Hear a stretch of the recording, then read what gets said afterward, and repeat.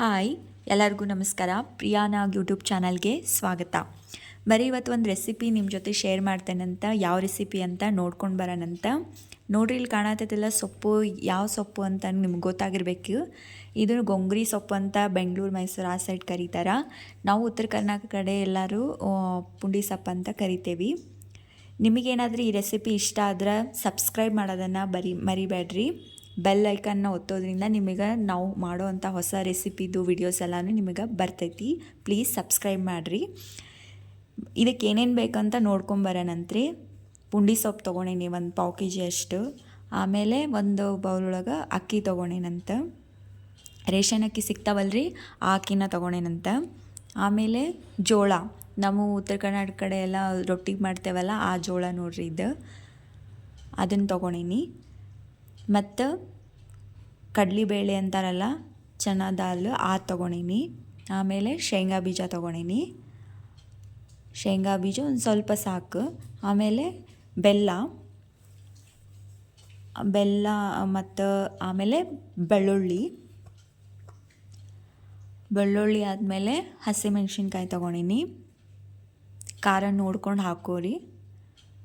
ಉಪ್ಪು ಮತ್ತು ಖಾರ ಐತೆಲ್ಲ ನೋಡ್ಕೊಂಡು ಹಾಕೋಬೇಕ್ರಿ ನಿಮ್ಗೆ, ಯಾಕೆಂದರೆ ಕೆಲವರು ಕಡಿಮೆ ತಿಂತಾರೆ. ಮತ್ತು ಜೀರಿಗೆ ತೊಗೊಂಡೀನಿ, ಉಪ್ಪು ತೊಗೊಂಡೀನಿ.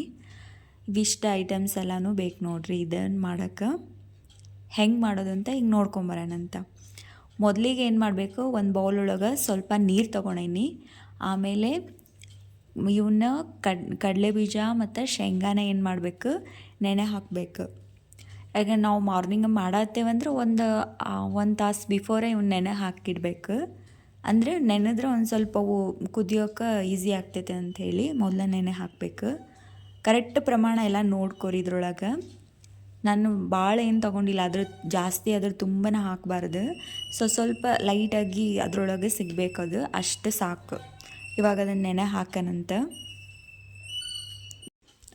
ಅಷ್ಟೊತ್ತಿಗೆ ಮತ್ತು ನೆಕ್ಸ್ಟ್ ಏನು ಮಾಡಬೇಕಂತ ತೋರಿಸ್ತೇನಂತ. ಈಗ ಏನು ಮಾಡೋಣಂದ್ರೆ, ಅಕ್ಕಿ ಮತ್ತು ಜೋಳನ ಎರಡೂ ಮಿಕ್ಸಿ ಮಾಡ್ಕೊಳ್ಳೋಣಂತ. ತರಿಯಾಗಿ ಪೌಡರ್ ಮಾಡ್ಕೋಬೇಕು.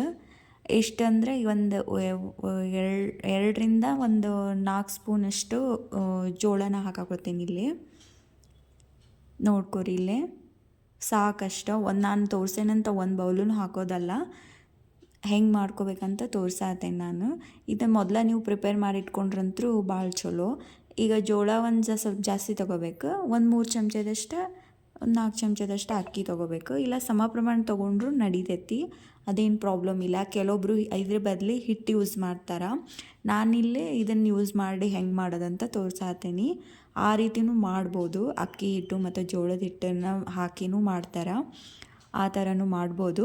ಹಿಂಗೆ ಮಾಡೋದ್ರಿಂದ ಸ್ವಲ್ಪ ಜಾಸ್ತಿ ಟೇಸ್ಟಿ ಆಗಿ ಬರ್ತೈತಿ ಮತ್ತು ಚೆನ್ನಾಗಿ ಬರ್ತೈತಿ ಅಂಥೇಳಿ ತೋರ್ಸಾತೇನಂತ. ನೋಡು, ಅದು ಒಂದು ಬೌಲಿನ್ಕಿಂತಲೂ ಸ್ವಲ್ಪ ಕಡಿಮೆ ಆತ್ರಿ ಪೌಡರ್. ಈಗ ನಾನು ಅದನ್ನು ಕುಕ್ಕರ್ ಒಳಗೆ ಮಾಡೋದನ್ನು ತೋರ್ಸಾತೇನೆ. ಆಲ್ಮೋಸ್ಟ್ ಎಲ್ಲ ಗಡ್ಗೆ ಒಳಗೆ ಕುದಿಸಿ ಮಾಡ್ತಾರೆ. ಕುಕ್ಕರ್ ಒಳಗೆ ಹಾಕೋದ್ರಿಂದ ಸ್ವಲ್ಪ ಈಸಿಯಾಗಿ ದೌಡ್ ಆಗ್ತೈತಿ. ಈಗ ಏನಾರು ಕೆಲ್ಸಕ್ಕೆ ಹೋಗೋರು ಇರ್ತಾರೆ, ಮನೆಯೊಳಗೆ ಇರೋದಿಲ್ಲ, ಕೆಲ್ಸಕ್ಕೆ ಹೋಗೋರು ಇರ್ತಾರೆ, ಆ ಟೈಮ್ ಒಳಗೆ ಫಟಾಫಟ್ ಅಂತ ಮಾಡ್ಕೋಬೋದು. ಈಗ ಅದನ್ನು ಕಟ್ ಮಾಡ್ಕೊಂಡು ಹಾಕೊಳಕತ್ತಿಲ್ರಿ ನಾನು. ಪುಂಡಿ ಸೊಪ್ಪನ್ನ ಕಟ್ ಮಾಡಿ ಹಾಕ್ಕೋಬಾರ್ದು. ಸೋಸಿಂದ ಅದು ಎಲೆ ಇರ್ತೈತಲ್ಲ, ಅದನ್ನು ಇಡಿಯಾದದ್ದನ್ನು ಪೂರ್ತಿನೂ ಹಾಕ್ಕೋಬೇಕು. 2ರಿಂದ 3 ಸತಿ ವಾಶ್ ಮಾಡಿ ಇಟ್ಕೊಂಡಿದ್ದೆ. ಈಗೇನು ಮಾಡಬೇಕು, ಅದನ್ನು ಕುದಿಯೋಕೆ ಹಾಕೋಕ್ಕೆ ಇಡಾತೇನಂತ. ಲಿಡ್ ಕ್ಲೋಸ್ ಮಾಡಿ ಕುಕ್ಕರ್ನ ಕುದಿಯೋಕೆ ಹಾಕೋಕ್ಕೆ ಇಡಬೇಕು. 1 ವಿಷಲ್ ಅಷ್ಟೇ ಸಾಕ್ರಿ. 1 ವಿಷಲ್ ಆದಮೇಲೆ ಈ ಥರ ಆಗಿರ್ತೈತಿ, ಅರೆ ಬೆಂದಿರ್ತೈತಿ. ಜಾಸ್ತಿ ಏನು ಪೂರ್ತಿ ಬೆಂದಿರಂಗಿಲ್ಲ, ಇಷ್ಟು ಸಾಕು. ಈಗೇನು ಮಾಡಬೇಕು, ಅದು ಬಂದಿರೋ ನೀರನ್ನು ಬಸ್ಕೋಬೇಕು. ಯಾಕಂದ್ರೆ ಇದ್ರೊಳಗೆ ಹುಳಿ ಅಂಶ ಜಾಸ್ತಿ ಇರ್ತೈತ್ರಿ. ಆ ಹುಳಿ ಅಂಶದ ಇಟ್ಕೊಂಡು ನಾವು ಹಂಗೆ ಪಲ್ಯ ಮಾಡೋಕ್ಕೆ ಹೋದ್ರೆ ಅದು ಅಷ್ಟು ಟೇಸ್ಟ್ ಬರಲ್ಲ, ಹುಳಿಯಾಗಿ ಬರ್ತೈತಿ. ಅದಕ್ಕೆ ಈ ಥರ ಬಸ್ಕೋಬೇಕು. ಅದನ್ನು ಬಸ್ಕೊಂಡು ಆ ನೀರನ್ನ ತೆಗಿಬೇಕು.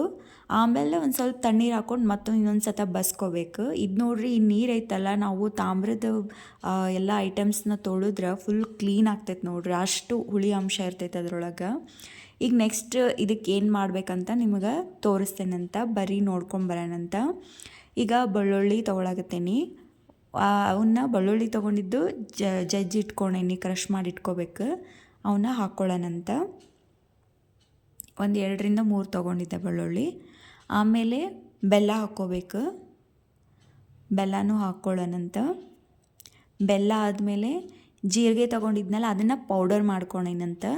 ಈ ಥರ ಜೀರಿಗೆನ ಕುಟ್ಟಿ ಪೌಡ್ರ್ ಮಾಡ್ಕೋಬೇಕು. ಅಂದರೆ ಸ್ವಲ್ಪ ಟೇಸ್ಟ್ ಚೆನ್ನಾಗಿ ಬರ್ತೈತಿ. ಜೀರಿಗೆ ಪೌಡರ್ ಹಾಕ್ಕೋಬೇಕು.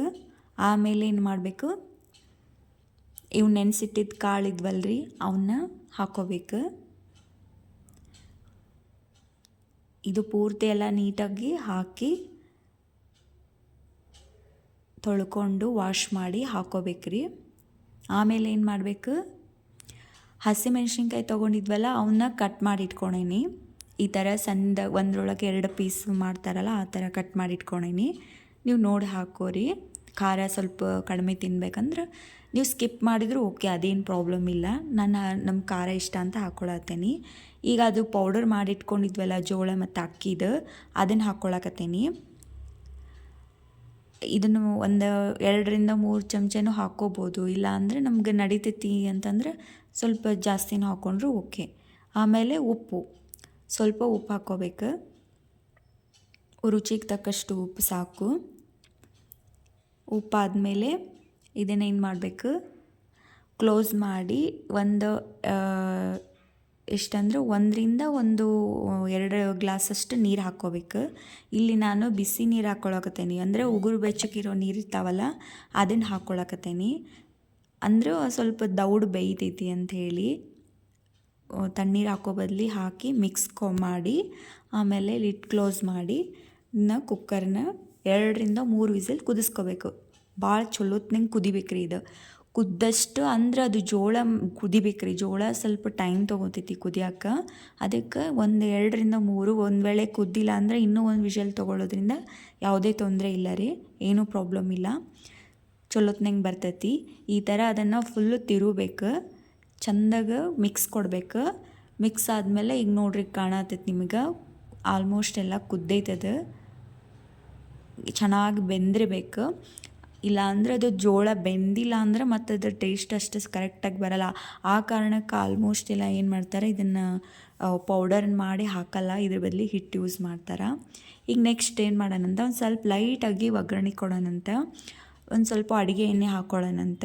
1-2 ಚಮಚದಷ್ಟು ಸಾಕು, ಜಾಸ್ತಿ ಏನು ಬೇಡ.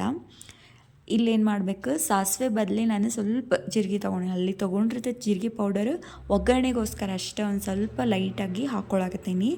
ಜೀರಿಗೆ ಎಲ್ಲ ಇದು ಸಿಡಿದ ಮೇಲೆ ನೆಕ್ಸ್ಟ್ ಏನು ಮಾಡಬೇಕಂದ್ರೆ ಒಂದು ಸ್ವಲ್ಪದಷ್ಟು ಅರಿಶಿನ ಹಾಕ್ಕೋಬೇಕು. ಕೆಲವೊಬ್ರು ಅಲ್ಲಿ ಹಾಕ್ಕೋಬೇಕು, ನಡಿತೈತಿ, ಅದೇನು ಪ್ರಾಬ್ಲಮ್ ಇಲ್ಲ. ನಾ ಇಲ್ಲೊಂದು ಸ್ವಲ್ಪ ಎಣ್ಣೆ ಒಳಗೆ ಹಾಕಾಕತ್ತೀನಿ. ನೀವು ಬೇಕಂದ್ರೆ ಅದನ್ನು ಕುದಿಯೋವಾಗ ಅಲ್ಲೇ ಹಾಕ್ಕೋಬೋದು ಕುಕ್ಕರ್ ಒಳಗೆ ಅರಿಶಿನ. ನಾನು ಇಲ್ಲಿ ಹಾಕ್ಕೊಳಕತ್ತೀನಿ. ಇದು ಇಷ್ಟು ಆರಿದ ಮೇಲೆ ಇದನ್ನೇನು ಮಾಡಬೇಕು, ಒಗ್ಗರಣೆದು ಇದಕ್ಕೆ ಹಾಕ್ಕೋಬೇಕು. ಹಾಕ್ಕೊಂಡು ಒಂದು ಮಿಕ್ಸ್ ಕೊಟ್ರೆ ನಮ್ಮದು ಪುಂಡಿ ಪಲ್ಯ ರೆಡಿ ಆಕೈತೆ ನೋಡ್ರಿ. ಮಸ್ತ್ ಜೋಳದ ರೊಟ್ಟಿ ಜೊತೆ ಸೂಪರ್ ಕಾಂಬಿನೇಷನ್ ರೀ ಇದು. ನಮ್ಮ ಕಡೆ ಸಿಗೆ ಹುಣ್ಣಿಮೆ ಅಂತ ಮಾಡ್ತಾರಲ್ಲ ಆ ಟೈಮ್ ಒಳಗೆ ಜಾಸ್ತಿ ಮಾಡ್ತೇವೆ. ಇದನ್ನು ಬೇಕಂದ್ರೆ ನೀವು ಇಮಿಡಿಯೇಟಾಗಿ ಈ ಥರ ಕುಕ್ಕರ್ ಒಳಗೆ ಮಾಡ್ಕೋಬೋದು. ಮೊದಲೆಲ್ಲ ಕುಕ್ಕರ್ ಇಲ್ಲದೆ ಇರೋ ಟೈಮ್ ಒಳಗೆ ಭಾಳ ಟೈಮ್ ತೊಗೊತಿತ್ರಿ. ಇದು ಗಡ್ಗೆ ಒಳಗೆಲ್ಲ ಕುದಿಸಿ ಅದನ್ನೆಲ್ಲ ಭಾಳ ಟೈಮ್ ತೊಗೊಂಡು ಮಾಡ್ತಿದ್ರು. ಈಗ ಫಟಾಫಟ್ ಅಂತಲೂ ಮಾಡ್ಕೋಬೋದು ಮತ್ತು ಹೆಲ್ತಿಗೂ ಭಾಳ ಒಳ್ಳೇದ್ರಿ ಇದು.